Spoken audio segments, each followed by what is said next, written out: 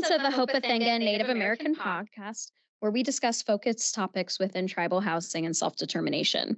I'm Brooke Warrington, the Training and Development Specialist here at the Seminole Tribe of Florida's Native Learning Center. And with me is Owista Atkins, the Training and Development Coordinator.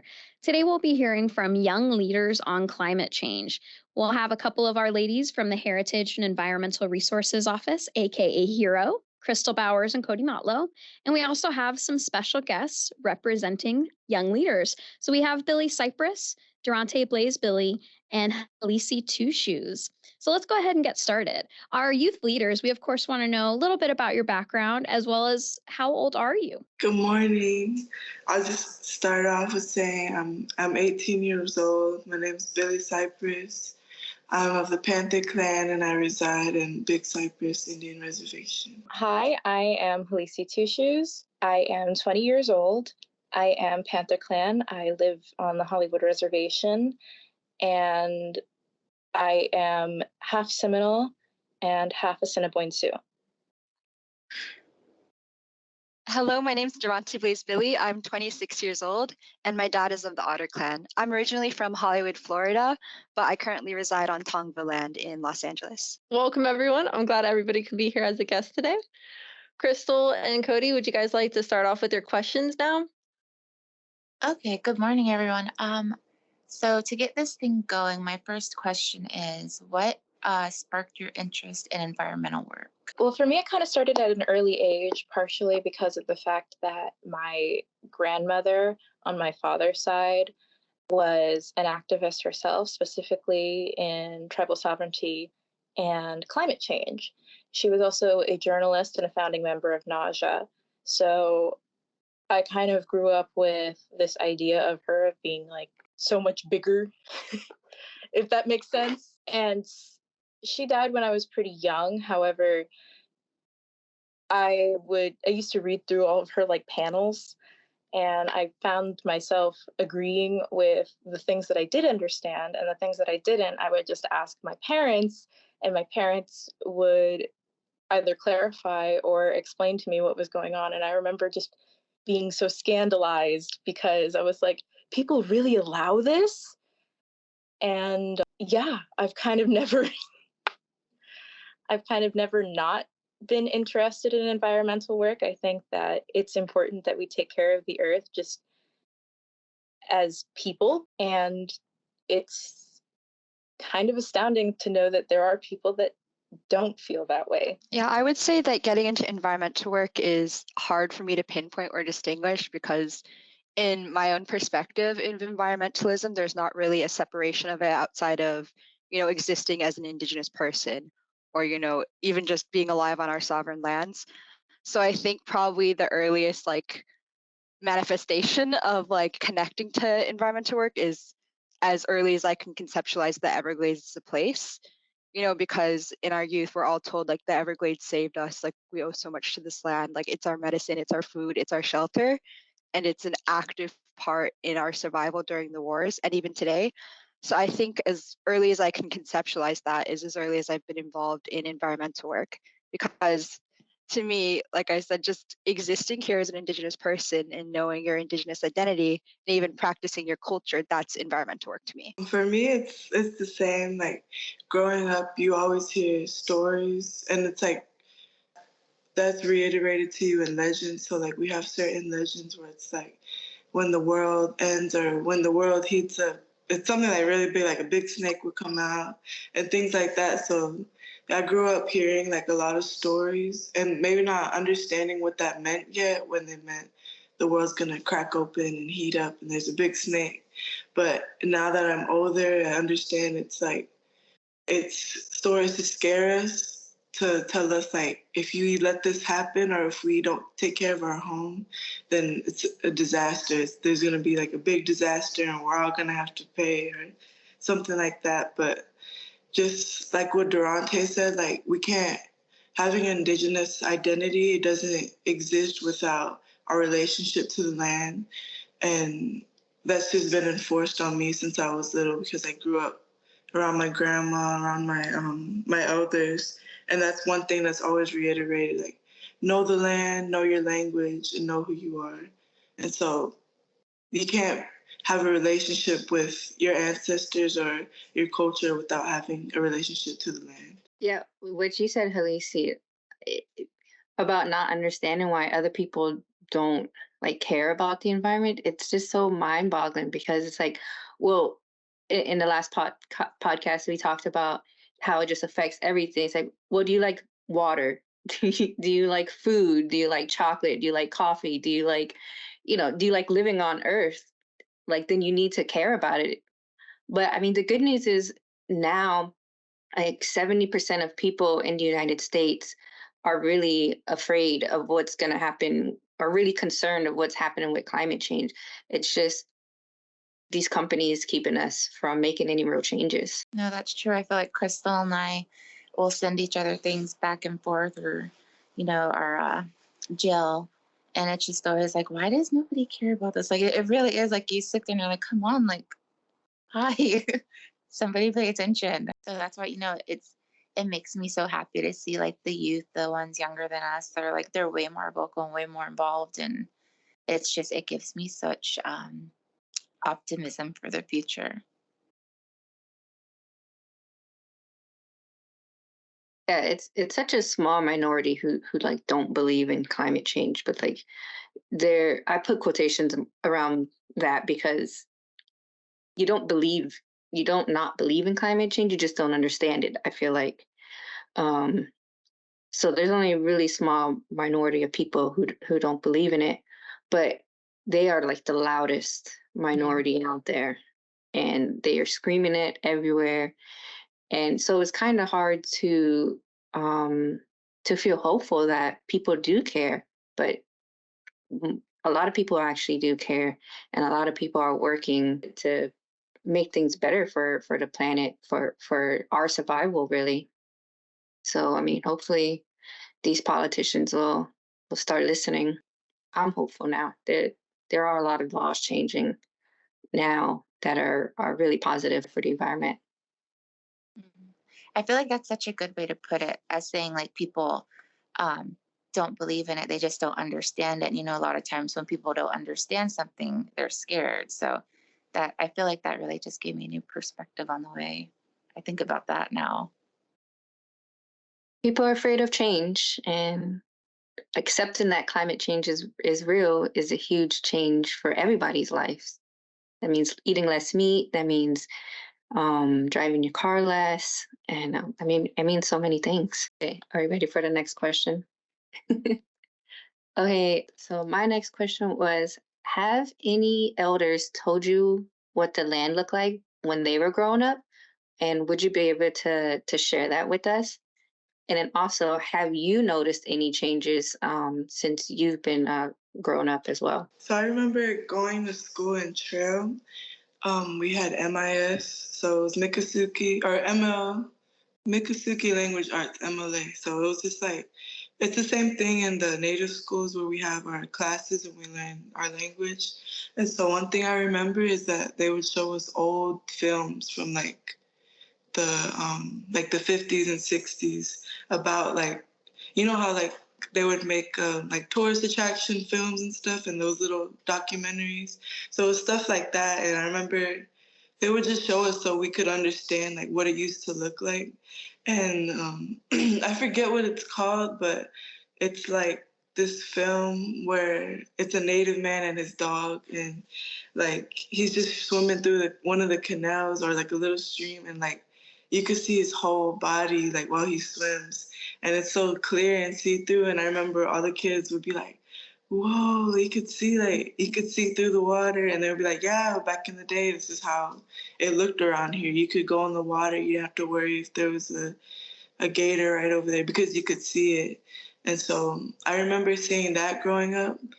And my grandma told me that every morning they woke up at dawn and there was like this, like I guess like a rock pit or a water hole, and they would just jump in that water hole and wash off. So that was the first thing they did in the day. And it was in Big Cypress, but I guess I really don't know what happened to it. That's the only thing she's told me about it, that growing up, that's what they would do. But I don't know where it is now, what happened, if it's still there. but that's the stories that she tells me. From the stories of my elders, I'll mostly refer to the stories my grandma Hannah Billie told me.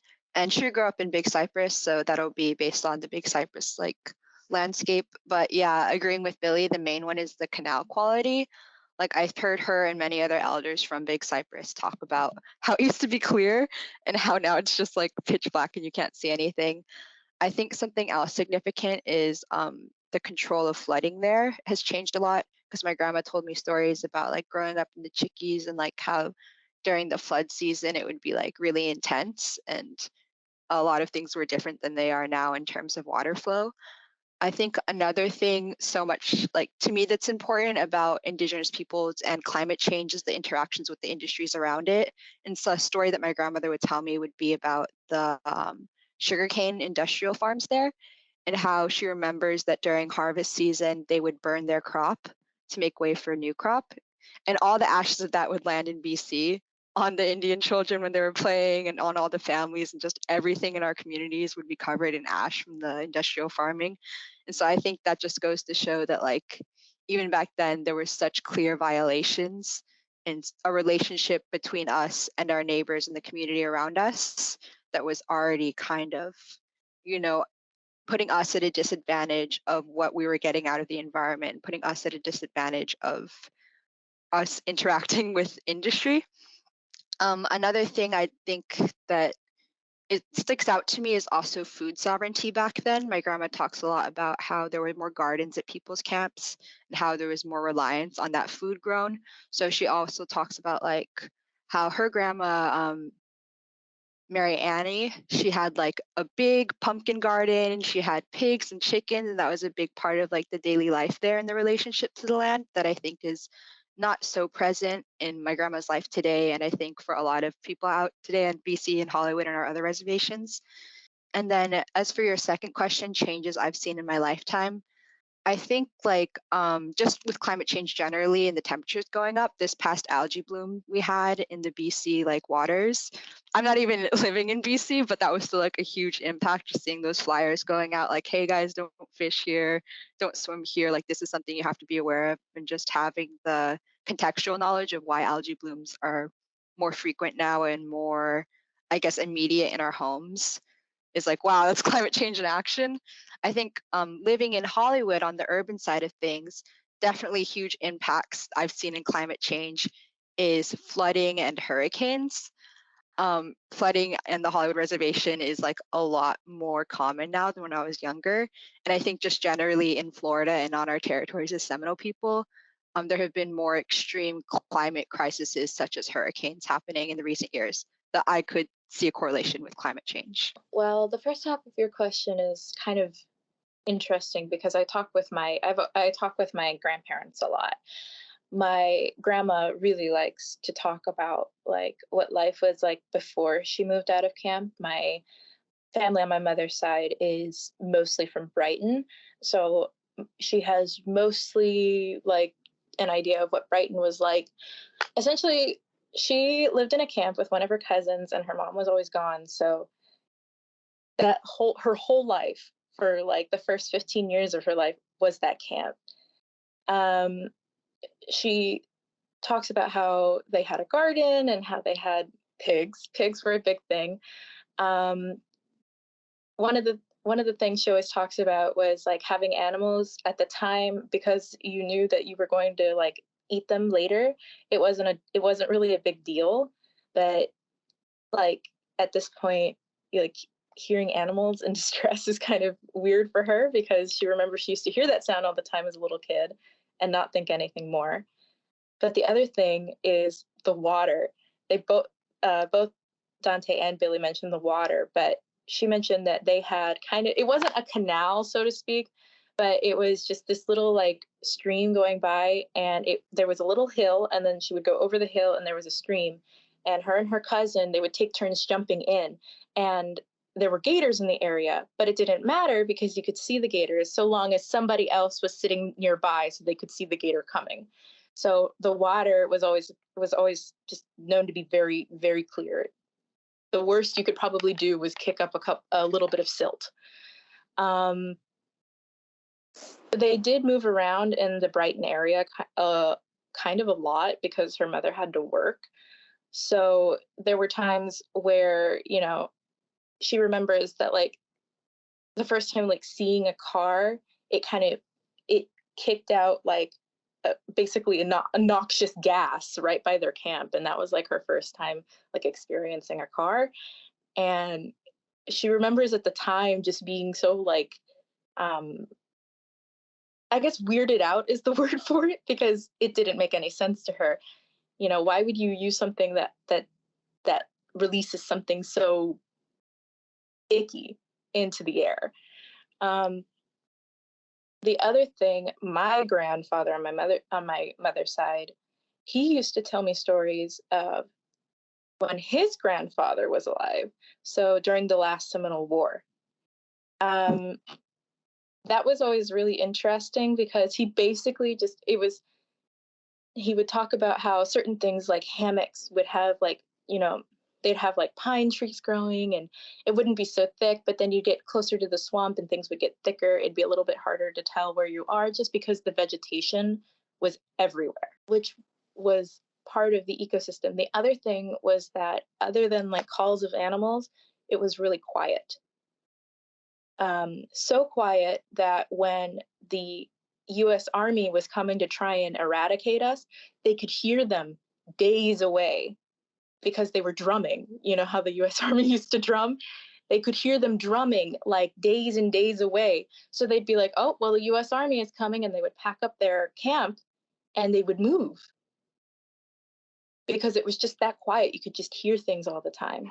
And you could tell where you were going because you could look up into the sky and you could see the stars. Whereas on my dad's side, the reservation that my dad grew up in is kind of in the middle of nowhere. It's pretty much bordering on the South Dakota Badlands and the North Dakota Badlands, actually. And it's kind of a barren place. The last time that I was there, it's really just a lot of dust. There's no vegetation, and that has been exacerbated by oil drilling, illegal oil drilling. It's always been kind of barren in that area. The most that you can appreciate is there's a big river where choke cherries grow, and there's rocks, lots of rocks. But there used to be more vegetation, from my understanding, until the oil drilling started. After which the vegetation began to die out even more, and people began to get cancer from both the fumes, from the oil drilling itself, and also just from like all the trucks going by to go get the oil. So right now, a lot of people on that reservation deal with various odd forms of cancer because of that. And for the second part of your question, I would say that, living in the Hollywood Reservation, it's definitely flooding. Flooding is kind of huge. The reservation itself is not so bad, but every time we have heavy rain, the field that's pretty much just right across the street from me floods a little bit. And both gates, as of like within the last 2 weeks, both gates were taken out by heavy rainstorms. You couldn't get in because to run your car through it would drown it. God. So that's kind of a huge thing right now.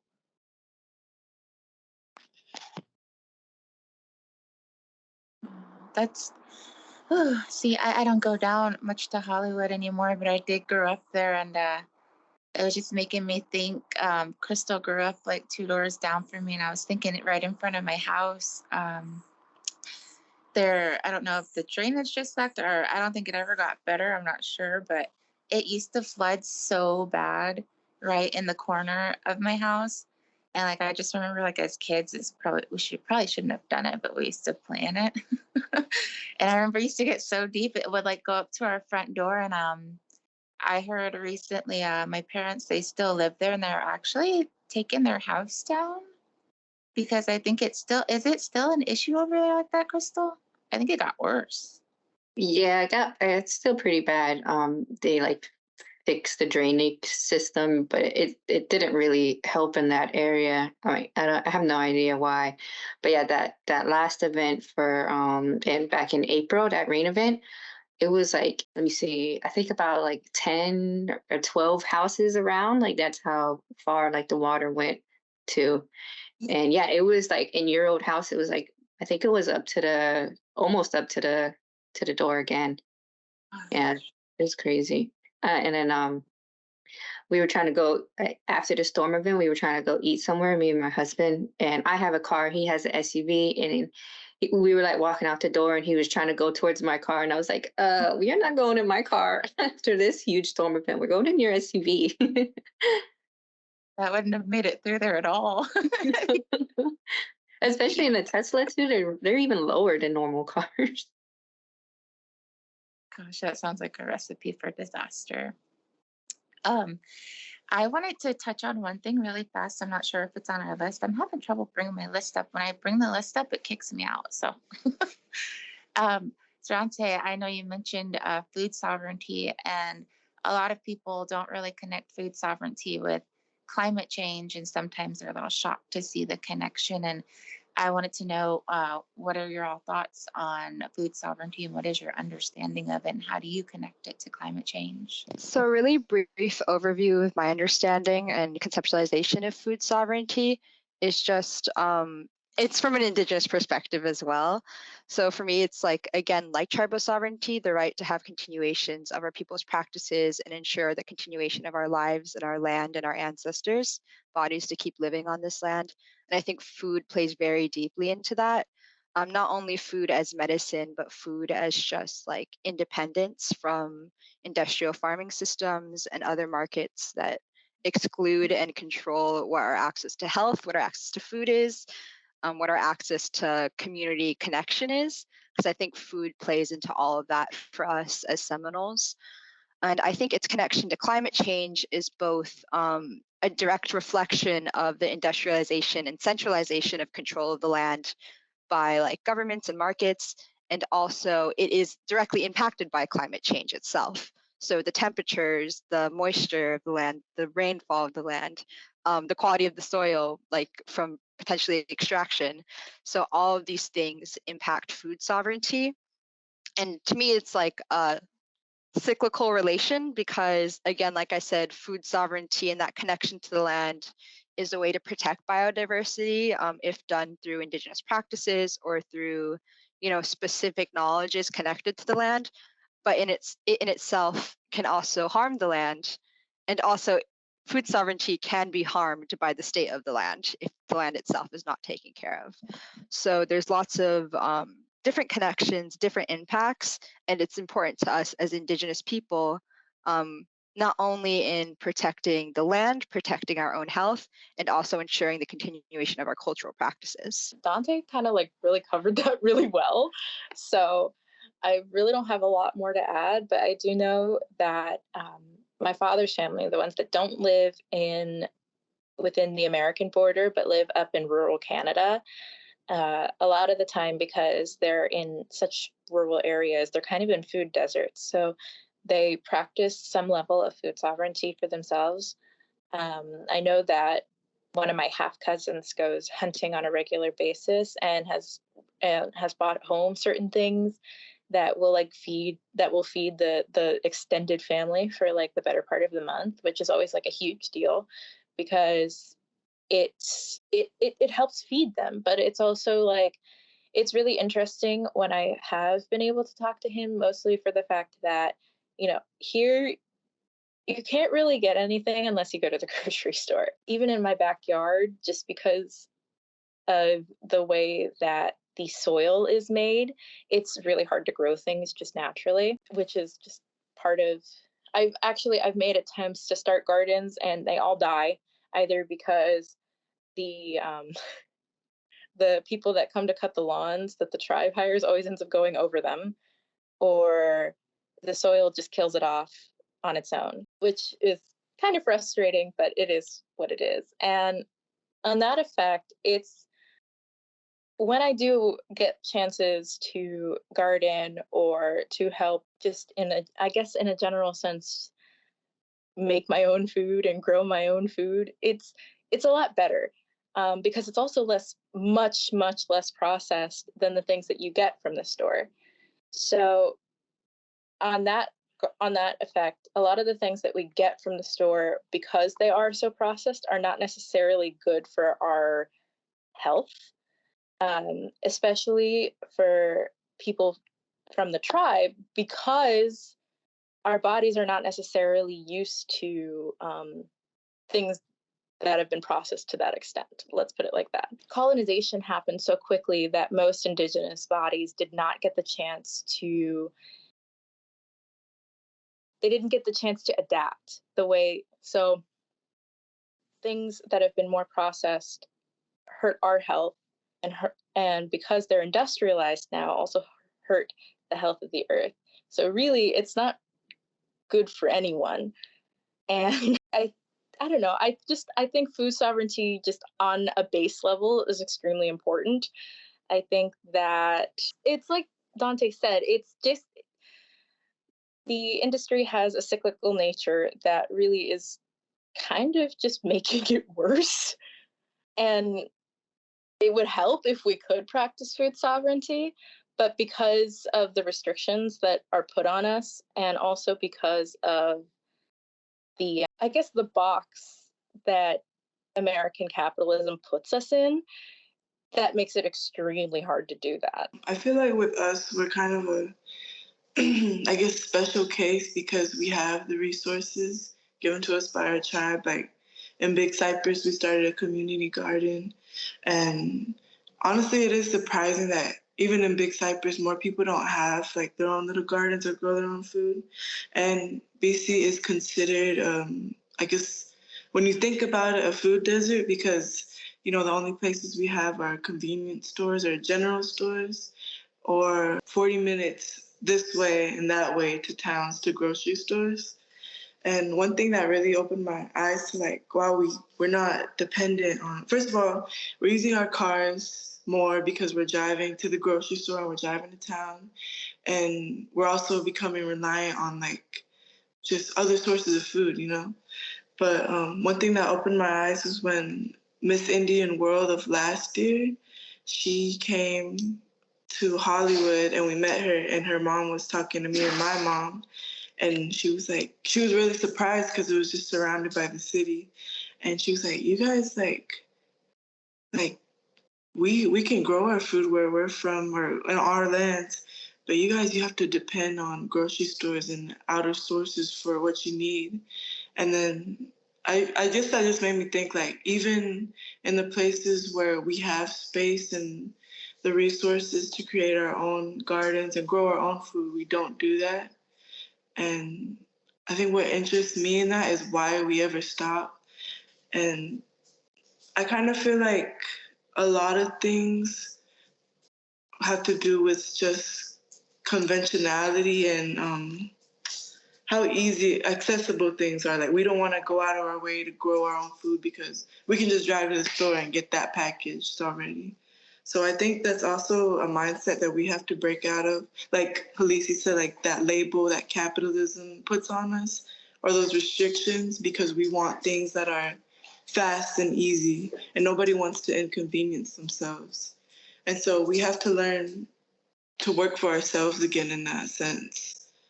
And, you know, if we're strong individuals, then we're going to be a strong community that thinks and does things for themselves.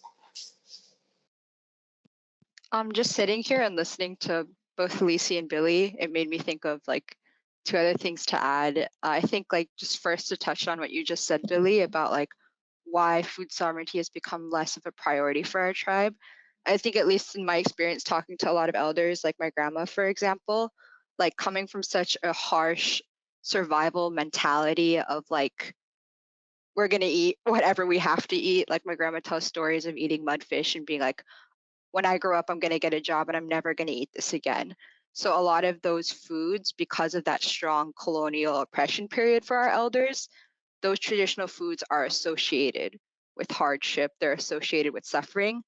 And so there's this generation of people that even though they have that knowledge, and I'm not saying this is for all elders, it's just based on conversations with my grandmother, it's like trying to take away the trauma associated with living off that food and the trauma of food scarcity because you were only dependent on the food you were growing or the food you can hunt, and trying to reshift that back to traditional values about food, and that's actually healing and nurturing instead of something that's scary and something that's,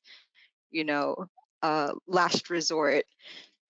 And then just quickly, based on what Helesi was saying, I think like something beautiful about food sovereignty on a global scale for Indigenous people is it presents a connection for Indigenous kinship and solidarity, because there are foods that we can grow here in Florida. There are foods that the tribes in Ecuador and Brazil can grow that maybe tribes in so-called Canada can't grow because of their harsh winters. So it presents a huge network for Indigenous solidarity and Indigenous organization against industrial food markets and farming. So I think that it's like a great thing to explore forward, because it also allows us to connect to each other in really meaningful and supportive ways, especially facing the climate crisis. Okay, I actually have more to add. Oh, sorry. Essentially, what Dante was saying about the oppression is just so correct, especially from what I understand from my grandparents. My great grandmother, who I used to call Grandma G, but her Christian name, let's put it, she normally went by Mary. She never learned English, and she also never learned most, I'd say, Western recipes or American recipes. So to some extent, we still have a familiarity with some of the traditional foods, but she also never taught my grandmother. And my grandmother is where things kind of really, because she grew up in the face of our tribe's colonization. She grew up in the face of commodity boxes. So things like that kind of really left a big impression on her. So, and she understood by the time that she grew up that she would have to change a lot about herself if she wanted to be accepted as a person or as a businesswoman. And so she never taught my mother how to cook traditional foods. She never taught my mother how to speak Elepongi, because she was afraid that it would come back on her and come back on us, and that it would hurt us in the long term because of the general hostility towards natives at the time. To add on that, I know like my grandmas, they didn't teach my mom either. And my grandfather was a English professor, Billie Cypress, and he told my mom, she always reiterates this to me. So literally she told me the other day, she said he would tell her, like, you have to know the enemy's language better than the enemy, because the enemy could come to your land and come to your home, hold a paper in your face, say, sign this, and then say, you have to give up everything to me. It's also, it's assimilation, but it's to get up in like the white man's world, I guess, because that's what he would call the white man's world. He said to walk both sides of those worlds. And you hear that a lot, like Native people say that, walking in both worlds, one foot in the other. But I feel like now, in my perspective, when I look at my people and my tribe, there's an imbalance in that. There's a scale of, the world we have to accommodate to survive, and there's our old ways, our indigenous ways. And so in like the generation of my mom and like Helesi, like Auntie Karen, like they were taught that world because that's the world they had to survive in. And so the more that we kind of turn off this world because we're like, well, it'll always be there. Right now, this is what we have to do to survive. Those scales have kind of tipped, and we're at the point in our history, I feel like, where we have to return to our old ways. I remember what I was going to say.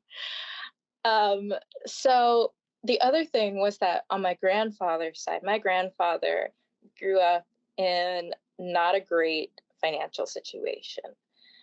They were mostly farmers originally, and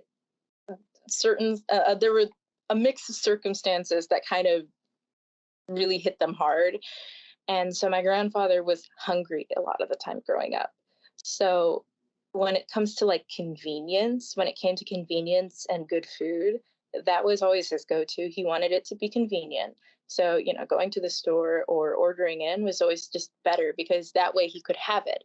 It gave him a sense of security.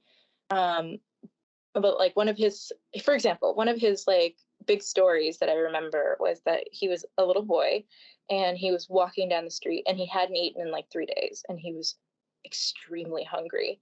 And he was walking by this storefront, this restaurant, and he saw this man, and he said that he was a big man. He was this big old man just sitting there, and he was cutting into this huge steak. And he looked at that and he said, one day I want to do that. That's going to be me. And I will never have to be hungry ever again. And so the trauma of like the lack of food that he had stayed with him his whole life. He would take us out to eat steak as often as possible. Or if I even like mentioned that maybe I wanted to have like, I don't know, let's say a croissant, he would be back with like 50 of them because he was always worried that I would feel the way that he felt growing up. So I feel like that definitely plays a huge part for a lot of elders, like Dante said. But then the other thing that I actually was going to say was when it comes to like Hollywood, like I said, we have no place to grow a garden, or we haven't set out a place to grow a garden. But I have been talking with like the clinic. I know people who work in healthcare, and there have been some talks on maybe trying to start a garden, which I'm really pushing because I feel like it will really help us just as people to, go back to it. And like Billie said, I do think it's time that we go back to our roots. I think that, it's okay that the people that came before us did what they did because they were just doing what they needed to do to survive. There's no blame in that. But at the same time, we can't let ourselves get further and further away from our culture, from our knowledge, and from our beliefs. So I live in Hollywood and I have a garden. If you ever want to come over, I can show it to you. And you can even put some garden beds in my garden and take care of it if that's what you want to do as well. And to go back to what everybody was talking about with food sovereignty. So I think, like you said, the generation before our parents, they were afraid to teach our parents things. And that had to do a lot with the US government making just indigenous things illegal, or even just making like indigenous stock like uncool. So like back in like the 60s and 70s, like a lot of people had gardens in their houses, in their yards, but that became like uncool. And so that knowledge just was lost. And when we look back, or when our grandparents tell us, how they had really amazing gardens, and then we look at our own gardens and they're dying like 2 months after we plant things, we just have to remember our grandparents had the knowledge from their parents and then their parents' parents, and it has been cut off, and we're starting from ground zero. And just to not, be so hard on yourself. Plants are gonna die. Even in nurseries, they plant twice as much what they think they'll need, because they expect about half of the plants to die. You're gonna make mistakes in the garden. Just keep at it, and you'll build that knowledge, and maybe people around you will be encouraged to do the same. That, oh, you did it, and you had this dead garden every year for 3 years in a row, but now you finally have like, I don't know, a few peppers, or whatever it is you're growing. I had another thing to add with like you talking about coolness, and how even something as simple as like, oh, having a garden isn't cool, or dressing in your traditional clothes, like that's not cool, that's not up to date. So like I think me growing up and becoming like an adult, one thing and looking back at like my childhood self and growing up like on the res, but then going into town and going to like different camps, like art camp, I was definitely treated differently. And I feel like a lot of the things like that affected me, and not necessarily that I wasn't proud of being Seminole. That was always pushed on me. Like, you're Yetkatisi, like, not like you're special, you know, you have a special relationship to the land and your people, and you have a special culture. But it still doesn't mean that we aren't meant to feel inferior when we're placed besides like white culture and how America works. Because even like with the way I look and the way I talk, like I can feel inferior when it comes to my white counterparts. But that's just a part of me that I have to learn that that's there for a reason. I was taught that for a reason. I was taught to assimilate. I was taught to look at my culture and see it as below than what white culture is or what white ideologies are. And that just goes into everything we do. Like you said, like that's not cool to have a garden. It's not cool to dress the way we do. So we change because it's not only just a survival of like our bodies, but a survival of our minds, because humans, like, they're social animals, you know, they want to fit in, they want to connect to people. And so we will change ourselves in order to connect to people. And we can lose ourselves in that process too. And so I feel like it can be good because we're learning new things and learning different ways of life, but we can't forget our own way of life. No, that's a good way of putting that. I feel like as Indigenous people, sometimes it is pretty easy to put the blame on ourselves that, you know, we're not as in touch as our ancestors used to be. But after talking to like my aunts, it finally clicked in me, like, you know, they came from a generation where culture and everything, your access to the land, your access to be able to just be Indigenous was stripped from you, and it was bad. It was beaten out of you. And I think our generation now and your generation now, it's we finally reached a point where we're trying to reclaim that. And sometimes there can be a little bit of a divide, trying to get our older generation to get back on board with us with that. But it's just a long healing process. And like somebody mentioned before, like, we can't blame ourselves. Like, people want us so bad to put the blame on ourselves for things we don't know and things we don't understand and things we don't have.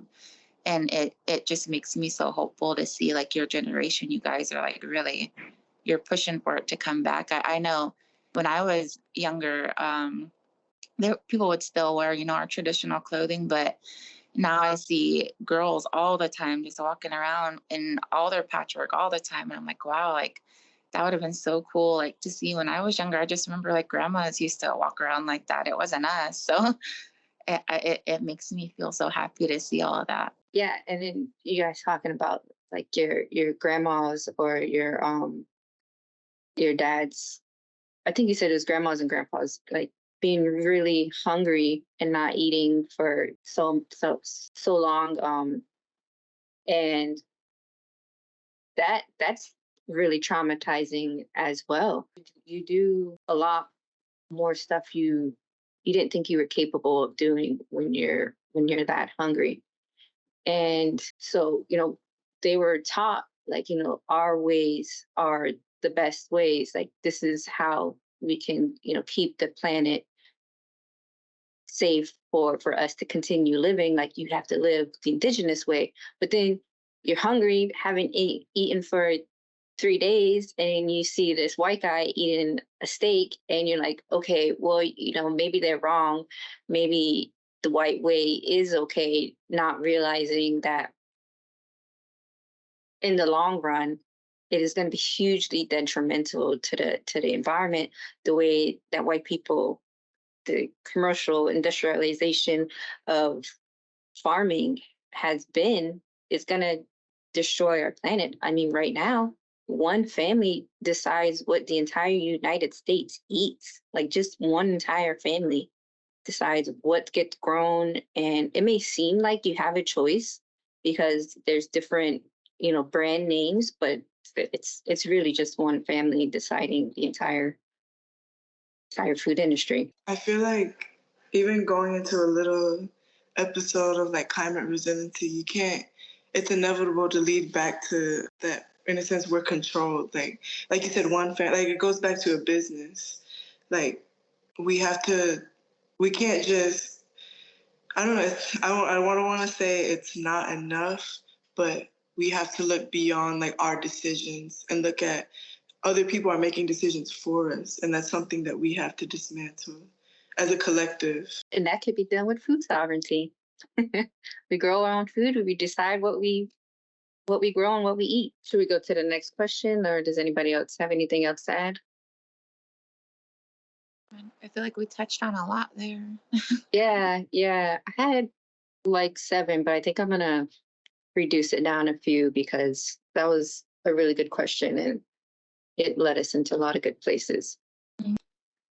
So my next question is, how do you think the climate resiliency program should lead Seminole Tribe in climate change issues? I mean, just as of right now, the only way I think more people would benefit from it is just problems being made aware, specifically in Florida, like the laws that are being passed in Florida, or our agricultural history, not only like that our tribe has, but that, like Durante was talking about, the sugarcane factory, like the relationships and our past relationships we've had with Florida agriculture, because Florida is a very like agricultural state with the sugarcane, like oranges, like things like that.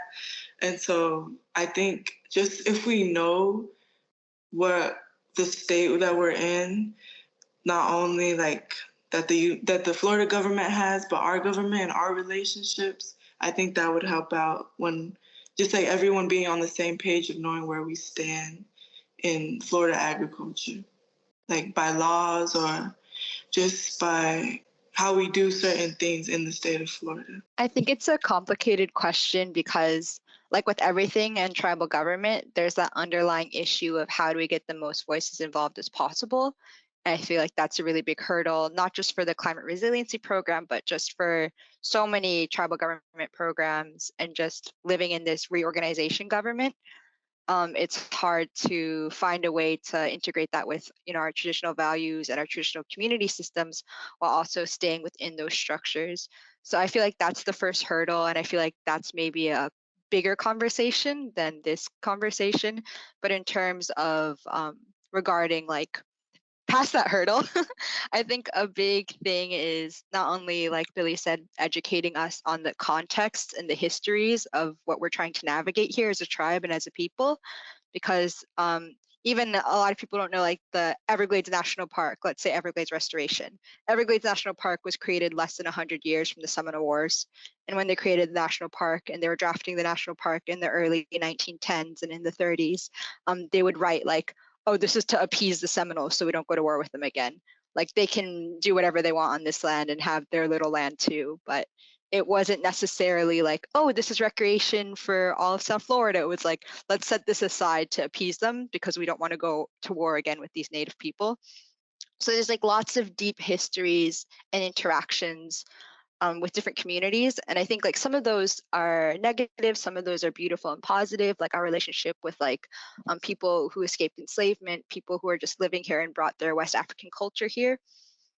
There's lots of beautiful intersections with that and how both of our peoples and cultures and many different people relate to the land, and how there are like centuries worth of alliances in treating the land together.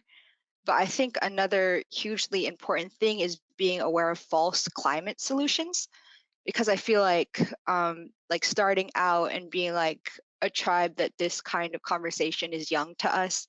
We're new to this conversation. We're not like sending our tribal government to attend UN climate conferences, or it's not something that like even in South Florida, beyond just being a tribe, but South Florida culture isn't huge about like global conversations about climate change. It's not like we in New York and have people coming here from all around the world. So I think just being aware of what kind of is being spouted in these global and international places, like being aware about like the false solution of carbon reductionism and carbon offsets in the carbon market and greenwashing and things like that, I think is really important, because something that I think is important not just to the climate resiliency program, but to Indigenous people in general, is the decentralization of the climate fight and climate justice and climate solutions. Because if we go back to before the land was corrupted or before the land was extracted, like Indigenous peoples all over every part of the world knew how to treat their land, and they held that knowledge sacred. So it was decentralized, and we need to have niche solutions for each environment, each climate issue that needs to be based on Indigenous knowledge of the area, and the Indigenous people of each area needs to be empowered. So definitely, as a tribal department, our climate resiliency program, working in that mindset and kind of trying to shift the gaze away from like, we can only participate in this way, and these are the only solutions that are in the market right now, but definitely leaning more into, you know, being upfront about those false climate solutions, I think is really important. Okay. I was gonna say, like, I feel like my grandpa really like said that for me. I mean, I never knew him, but my mom tells me. But like even that, like to have literacy over laws and policies and just different things that I don't know what entity, but like other entities would use to kind of shy away from us bringing attention to the troubles that our land has, like policy. What did you call it? Green policies? I said greenwashing, but yeah. Greenwashing, yeah, like stuff like that. Just having awareness of those things and how to pick them apart and be like, that's not right. That's backwards, or just being able to identify when those policies aren't in our best interest and not in. And when they're not in the land's best interest. Because if they're not in the land's best interest, then they're not in ours. I'll just say I think they covered that really well. I really don't have more to add. Yeah, I think that's kind of been my struggle these past few years, because like many people, I fell into the trap of like greenwashing products that, you know, they cater to people who think that this product will be more sustainable than some other product. And really, it doesn't do anything different than, you know, whatever else that you bought. And another thing that a lot of people will ask us about is recycling programs. Like, why doesn't the tribe do a recycling program anymore? And let me tell you, recycling doesn't work. It never worked. It just seemed like it worked because we shipped everything to China or another country. And even still now, it is way cheaper to make new plastic than it is to recycle old plastic. And until that changes, they're still going to make new plastic. I was talking to Jill the other day about like just hearing like older people talk about how they used to like collect Coke bottles, and you had to take Coke bottles back to like a business who cleaned it, and then they sold it back to the Coca-Cola company. And that is, so we've all heard the phrase reduce, reuse, recycle, and it's specifically that way because reduce is the best way to help the planet on an individual basis. Reduce the amount of stuff you do. Reuse is the second best thing to do, and then recycle is the very last thing you do. I think they added another word to that, but I can't remember it right now. But a lot of times these companies put that on the consumer to do all of this, reduce, reuse, recycle, when these companies should be the ones reducing the amount of products they make or the amount of extraction they do, and reusing all of these products and the extracted material they take in and recycling all of that. But there's just no laws in place to make them do that because it's just so much cheaper for these companies to extract material from countries with less restrictions, where they're using enslaved people's labor, or where there's less laws on what you can do to the environment. You don't need as many permits in these other countries. And then there's no import tax on these products that they're bringing in. So all of that wealth just goes to these companies, and we're stuck with these cheaply made products that, you know, we all love to a certain extent. And it's just detrimental to our planet. We, as in the few of us here, but like we as a human race have to change this. And unfortunately, the only way that can be changed is through laws and regulations, because these companies will always take advantage of the planet for profit. I mean, we've been seeing that all over social media now. It's profits over people. That's how they see it. Thanks for your comments. But just really quickly, I think a reflection after hearing Jill speak about like these bigger contexts. I think something else that's important for our tribe's climate resiliency programming is to really push to the other communities around us locally and globally that Indigenous ways and practices of taking care of the land are not just for our benefit, they're for the benefit of the entire world. It's a global responsibility, and it's a global net positive for Indigenous peoples to take care of their lands. And so really having other communities invested in our liberation and our sovereignty over the land is also a huge important part of the conversation and the tactics. We really do lead the way, like all over globally. It always starts with Indigenous people, you know, because we have such a strong connection to the land. And it's like, you know, somebody mentioned it earlier, but I always say the same thing too when it comes to environmental work and climate change and my job. It's like, as an Indigenous person, I can't separate myself from that. And it really is about getting everybody else to kind of have that mindset and that point of view, and trying to get them on board to see it through our eyes, and hopefully they can help us make a change. I feel like this work is also, it helps you spiritually, because just like being an outsider or non-native and not knowing that way of life, but wanting and knowing that that way of life is better for the earth and for you, like it causes you to look outside of yourself and put yourself in the perspective of another group of people, especially one that's been so mistreated and I don't want to, I guess, battered by, you know, the world.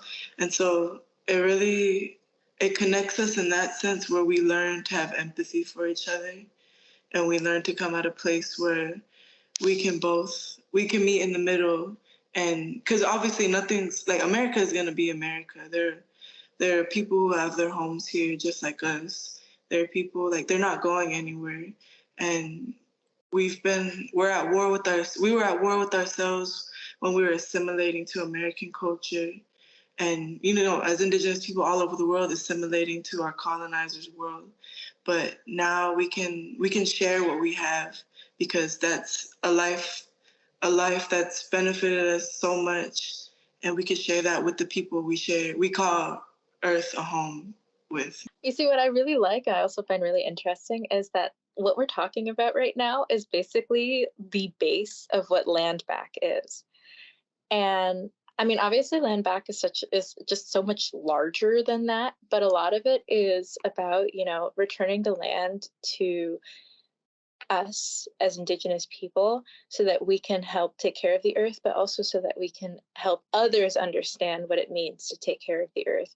Because again, the box that is capitalism, because the capitalism is kind of all over the world right now, let's be honest, is really brainwashed so many people.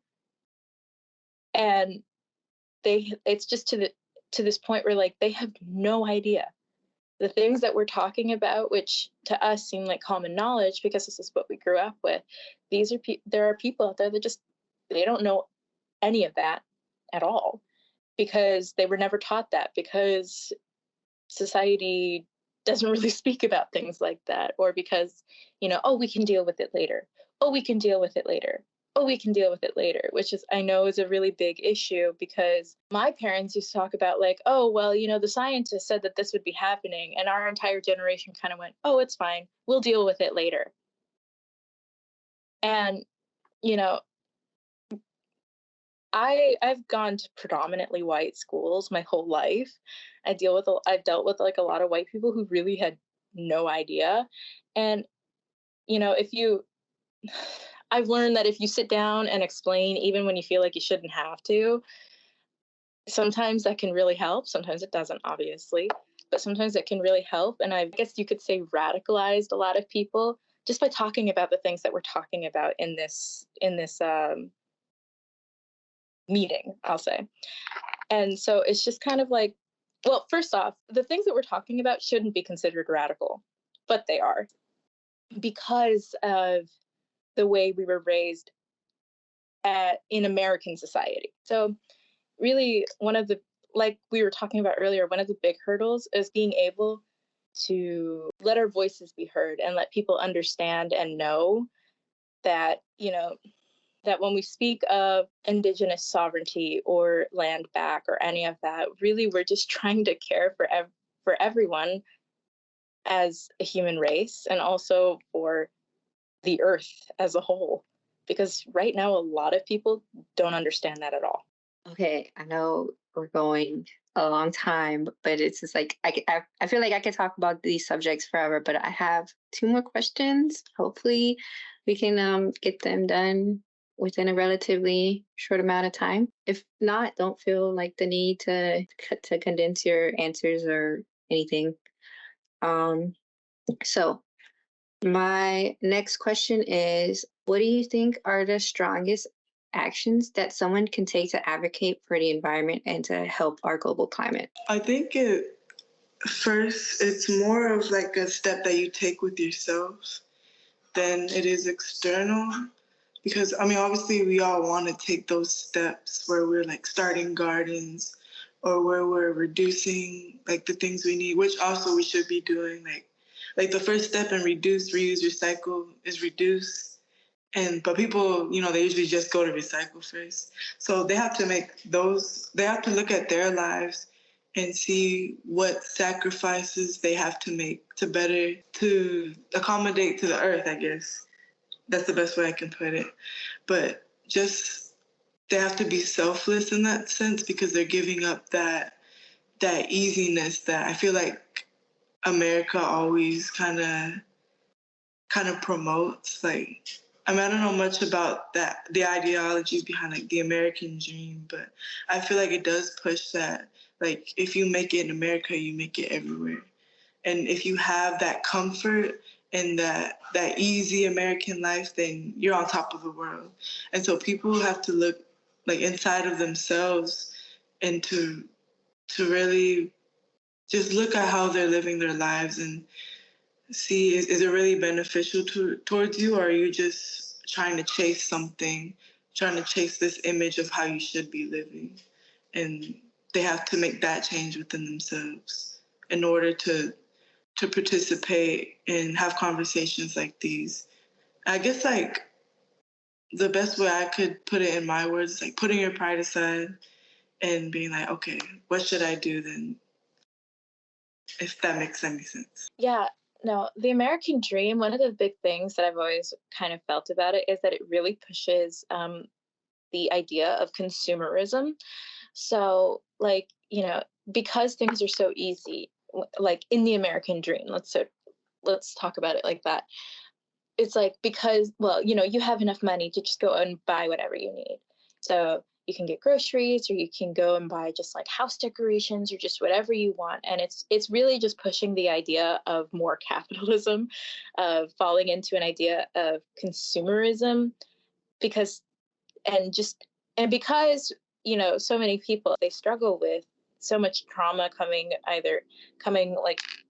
here, getting to that point. They chase this American dream because they want things to be easier for them, and rightfully so, but it's unobtainable and it doesn't help. And so on that level, it's just, when you talk about having to look at it and go, well, is this really, is this really what I want? Is this really what I value? Is this really what I value? Do I value buying things easily over the health of the earth? And that's kind of a hard question to ask. To like look at yourself and understand like where you are, and then you have to reevaluate like your whole life. So really, I would say I would agree with Billie that like one of the biggest steps is the first one, where you look at yourself and you realize that things have to change, and that maybe things won't be so easy, but it's so that we won't hurt everyone, just to make things easy, I guess. So yeah. I think for me, I don't think there's like necessarily a best way, because I'm really biased and I have different opinions. But for me, the most meaningful way to take action against the impacts of climate change and climate injustice is looking at what communities are involved. And that's Black and Brown communities here in America. It's the global South, internationally. And the way to have a meaningful impact is to, again, decentralize by investing in our communities so that we're resilient enough to speak, we're resilient enough to think and learn and have literacy. That's the most meaningful thing we can do, is invest in each other, prop each other up, and really pay attention to what's happening locally in our communities and make sure we're coming from that collective stance. Because there's not a one-size-fits-all solution, because we're all facing very different climate issues in each of our different locales. And so really just keeping an eye on that resiliency and that communication and that transparency with one another, to me, is, I think, the most meaningful thing you can do in taking a climate action, is making sure you're investing in one another, sharing strategies.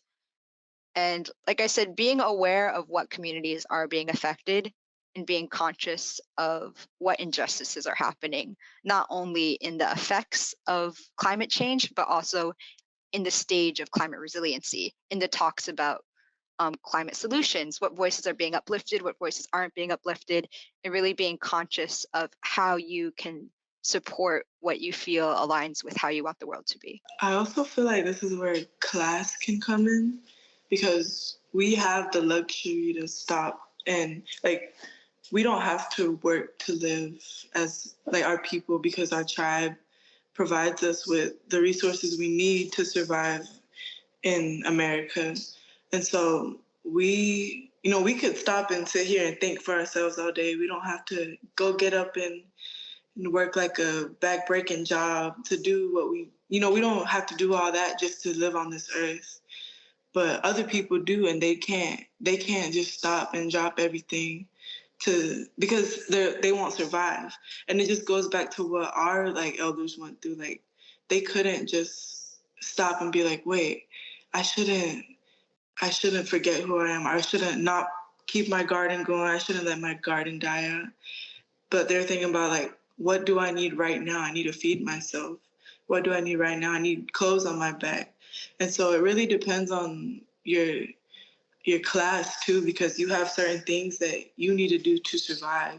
And I think that's why it's such a double-edged sword, because you're working in the system that doesn't benefit you, but you're working to go up in levels. But in the end, it's still harmful to you. Like, you can't leave it, because what else is there for you? You can reject society and reject, everything, but you still need to eat. You still need a home. You still need a shelter. And you can only obtain those things, really, if you're playing into that system. So it's like, you just get caught in it. Yeah, and it's all by design too, getting caught in that system. That's why I'm so hopeful for this labor movement that's been going on right now, because once people aren't just struggling to feed themselves all the time, or struggling to keep their housing, like, so many other social issues will start falling in place after that as well.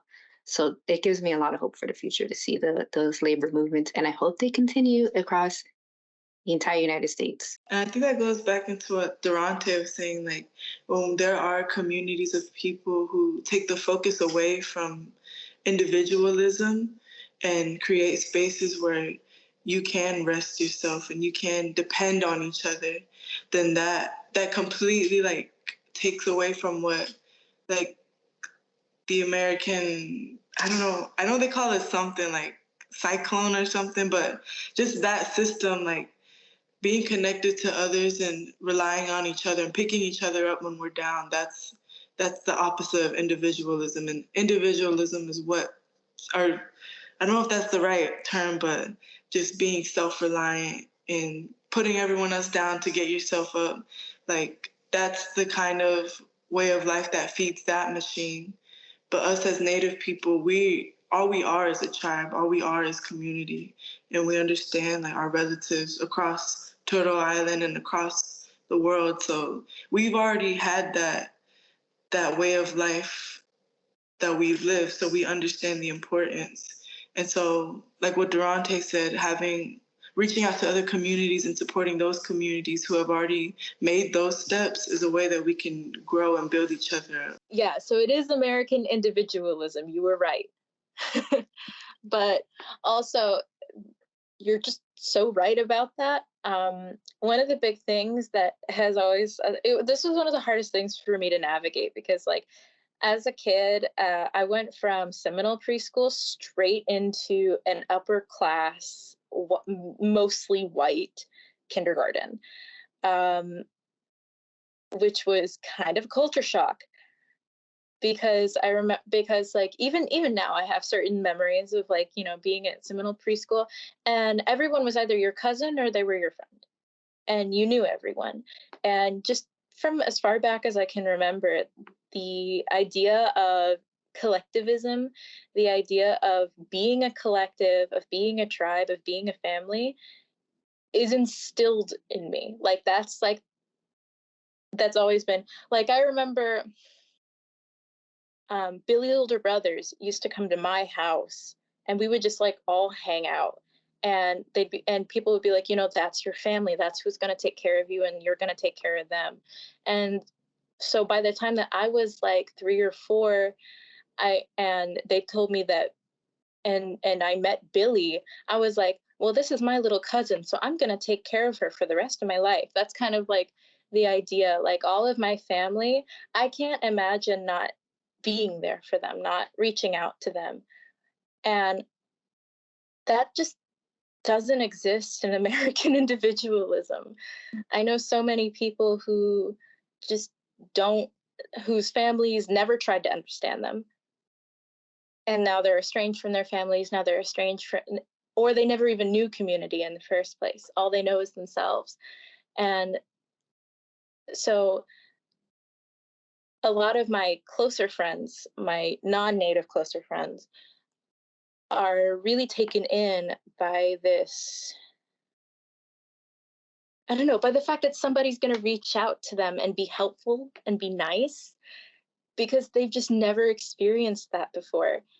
And so when you're speaking to like about the American people on like a larger level, I feel like that's going to be a really big hurdle of overcoming the individualism that is ingrained in that society. There's no way around it. We're going to have to go through it and make them understand that, you know, it's okay to be a collective. It's okay to lean on each other because right now a lot of people don't understand that at all. That's a really good way of putting it. It makes me think about since I've been in this position and all the places that we've got to travel to and visit other tribes who are doing the same things we're doing, and that sense of community and that sense of being relatives is really strong when it comes to Indigenous people working in the environmental platform. And I noticed how it is very much different when we do like conventions and we work with other organizations that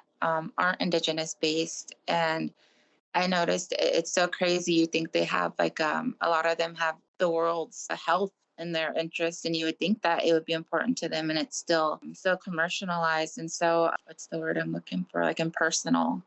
And it's just crazy like how even even when you see somebody like, wow, like you care about the earth, you want to save it, and it's still like they're still just have like this colonial mindset about it still. So that really got me thinking what you were saying just about in our field of work. What do you think about that? I mean, yeah, I think I agree with you. There's so many hurdles in working in politics in these spheres. Like, so, I was talking about reduce, reuse, recycle, and just last week we went to a like government panel where they were talking about strategies for climate change, and they're talking about like doing recycling programs again here in Broward County, and how we really need to start that up again. And I'm just like, those don't really do anything. And then what community are you going to put it in? Who's going to be affected by it? Because those kinds of places release a lot of smoke and cause a lot of health problems for the people living around them. But then, like, as I was talking to the people there, and I think Joe has even told me this before, that Florida has a ban on banning single-use plastics. Like, and Publix is the one who really put that into Florida law, because they don't want to get rid of their plastic bags. And so that's kind of like the battle we're up against. And these laws in place make people think of less hopeful solutions for our communities. Okay, so for the last question, what are you hoping that the future will look like for you? For me personally, I just graduated, and I one of my more formative years and then becoming my adult self was all through COVID. So in ninth grade, that's when COVID started for me. And the beginning of my ninth grade year, and now it's finally out. So even programs, Native programs FIYP or for Native learning and stuff, I never got to do those until last year. So even stuff like this is my first time speaking on a panel, and even speaking in front of people like this. The most I've done is we have these kind of conversations with my family members, because my older siblings, they think a lot like this, and I feel like they are really what helped me form my sense of self and my opinions and just my beliefs and outlooks on the world. And so I just hope to learn more, honestly, and connect with more people and hear different perspectives, and just be a helping person in this fight, I guess, or just another person who wants to learn about it and further my knowledge of the land and the people who also fight for the land and our history too. History is a big part of it, because I learned so much even listening to Helesi when I go over to her house and we hang out. And then people are just always saying what they learned. Even my mom, I never met my grandpa, and I know what he thought in life because she constantly reiterates it to me. And I think the more, and that's who we are as people. We're oral history people. We pass our knowledge down to each other and we share it. And I think that I want to take as much knowledge as I can from the world around me and do the same thing in the end. So what I'm really hoping the future is going to look like for me is, okay, well, I guess I have to start off with some backstory. I have really struggled with my mental health for a long time, pretty much as long as I can remember. It's kind of an array of things, to be honest with you. But when right around the time that COVID started, I had one of the worst depressive episodes of my life. I could not get out of bed to eat or anything like that, and it was not great. Let's put it like that. Before that, I was really active. I was doing a lot of things. I was setting myself up for a road in either art or journalism or both. And I was taking an interest specifically in Indigenous topics, Indigenous cultures. And subjects such as land back and climate change and just general social activism. And it was something that I was really, really looking forward to. So it was kind of an ill-timed, depressive episode. But I kind of went into, I guess, I like to put it as I went into hibernation, and I'm finally out of hibernation. So what I'm really looking forward to is being able to get myself back on that track and back on that journey, being able to amplify not only mine, but everyone else's voices, because it kind of all goes back to, remember I mentioned my grandmother at the very beginning and how she was a journalist and how she did all these things and helped uplifted voices. That's kind of what I'm hoping I'll be able to do, because even to this day, my grandmother comes up in odd ways.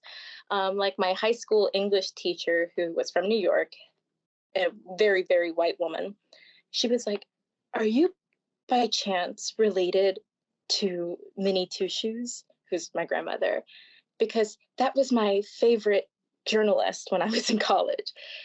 And so things like that really make me understand the magnitude of who she reached. She ended up changing so many opinions and radicalizing so many people just because of the column that she wrote.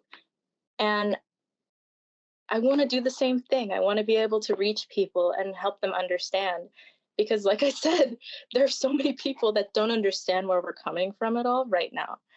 And if I can even start to educate people, they'll hopefully be more inclined to listen to things like this and help us on our journeys. I'd say in my private life, a lot of my hopes and dreams are the same as Billie's. I love learning, and I think knowledge, especially knowledge with intention, is such a beautiful thing. So that's definitely a passion of mine and a dream of mine, is just to keep learning and keep honoring the knowledge that people share with me. In my outwards facing, or I guess the things I feel bound or responsible to, is definitely continuing to find places where I can serve for greater Indigenous liberation. I think that's a really vague phrase, but I really think you can't separate anti-gender-based violence versus anti-colonial extraction of the land. I think there are so many things that affect us as Indigenous people that are intersected, and so I don't really think it serves us to pick apart focusing on human trafficking versus focusing on oil extraction versus focusing on the repatriation of our ancestor remains. They're all so interconnected. So definitely focusing on how my skill set can serve any of those things, Indigenous liberation in whatever way it can. I think the thing that's really present for me right now that I see in the future is finding spaces for the Indigenous people in this work to have healing, care, and tenderness. Because working, especially with other young land defenders and water defenders, there's not a lot of time to even process the trauma that's happening on the front lines while you're there. And then once you leave the front lines, there's no care for you afterwards. There's no tenderness. It's just fight, constant survival, constant, I need to do this. And it's really falling into the colonial trap of us natives becoming martyrs and individual symbols, oh, this young person did all this stuff until they got burnt out and all these horrible things happened to them. So just finding ways for us as collectives to care for each other in actual real time and make sure there's spaces for tenderness and healing while we're doing the fighting, because we can't all just let each other burn out, and we can't just let ourselves become these martyrs that colonial society wants us to become. I feel like also we're already a heavily traumatized people. And so just not being able to process the grief that's passed down to us from our ancestors and what they had to endure, it hinders us on our process to move forward. And for me, I want to do so much things, but there's things that also stop me because of how I was raised, or the things that I've been through socially and physically, and the things that I seen my grandparents go through and know about. I was just talking about this with another tribal member. Our grandmas will literally have the craziest like gut-wrenching stories, and you'll never hear about them until something like blows in the wind that reminds them, and then you just hear about all the things that they've been through as women. And this is just through my perspective because I don't have like any living grandpas, and I have uncles, but I was mainly raised by women growing up.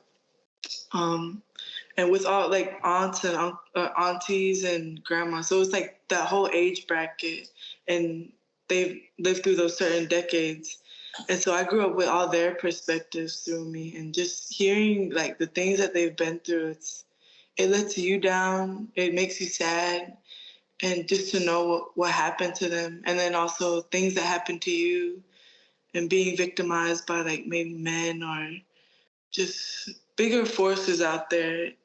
Like a lot of us, we have to heal ourselves in order to heal each other. And that's a process in itself.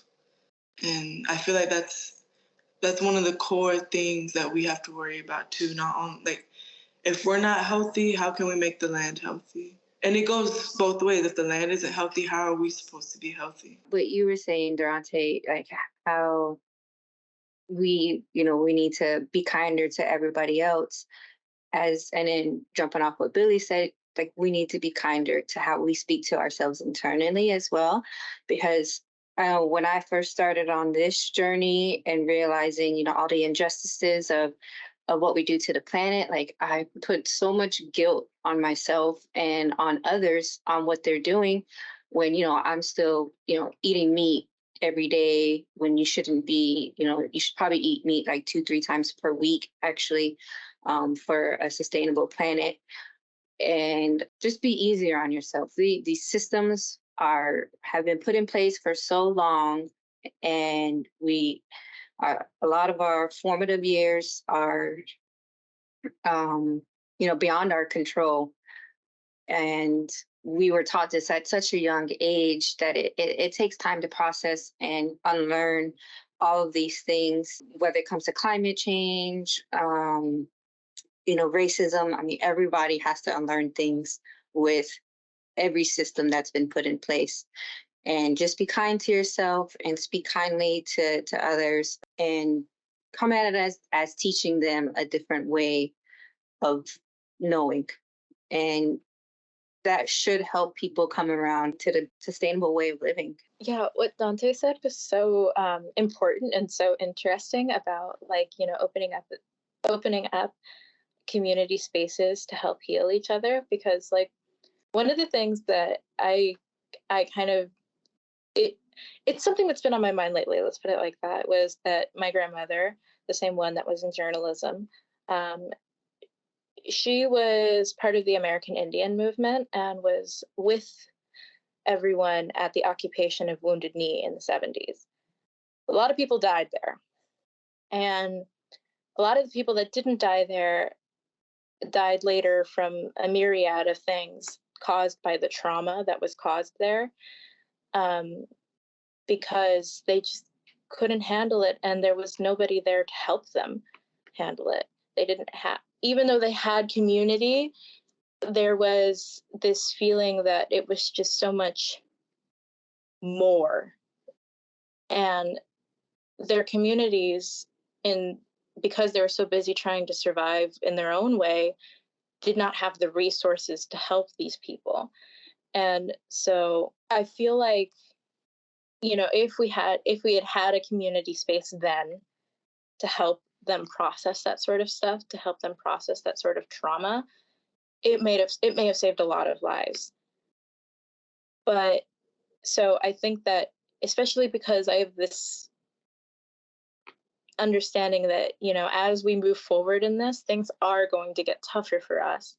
It's really important that we set things up like that so that we can help each other and help ourselves. I feel like that was such a really good, strong topic. I'm kind of glad that came up, because that really is something, people don't think about a lot. You put yourself out there and you do so much, and you really don't take the time to sit back and process and heal and, let that, kind of give yourself time to recover so you can keep going. And I'm really glad you guys brought that up, because I think that's something I need to tell myself a lot. So I've been sitting here reflecting on that. So thank you for saying that. Yeah, thank you, all three of you, for your words.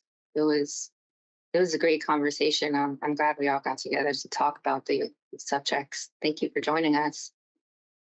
Thank you so much. I really do appreciate your time and just sharing and trusting us in this space to share that. So thank you so much. Right, Shannon Bishop for having this platform, and thank you, Krystle, for reaching out to me too. I'm glad that I reached out to Helesi. I knew she was the perfect person to bring. Yeah, thank you for that. Mado. Yeah, Shanabish, and also just to Helesi and Billie, you two inspire me so much. Every time I hear youth do anything, I'm like, I'm so hopeful, our future. So just you guys both made a really big impact for me, and I think just reminding the youth that like the words you say have a greater positive impact on the people around you than you could ever imagine or ever know.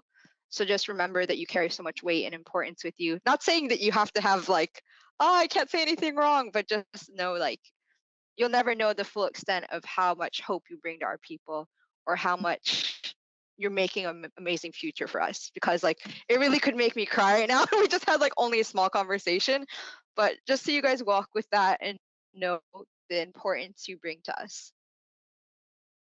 Yeah, I've had some elders that I've talked to be like, I talked about this so much when I was younger. And I'm like, well, now we are here to keep on that fight. Now we are here to keep it on. So personally, I would just like to say thank you to everybody for being here. We greatly, greatly appreciate all of you. And I hear the passion when you guys speak. I hear the wisdom. You have all inspired me. I'm 25 and I feel like I could be doing so much more. So just thank you for constantly just vocalizing and not even realizing like the things you're saying are inspiring others to be better. So thank you for speaking up today. Before I close out, is there anything else you guys would like to say to those who are listening in? Anything you would like to say to all generations that are listening? Well, first off, Shanavish to everyone for having me here. And especially thank you to those of you who are listening, because even if you aren't here and even if you aren't an active part of the conversation yet, the fact that you are listening means that you are considering this conversation. And that means more to everyone here than you know right now. If you continue to think and you continue to educate others or learn even, you are helping.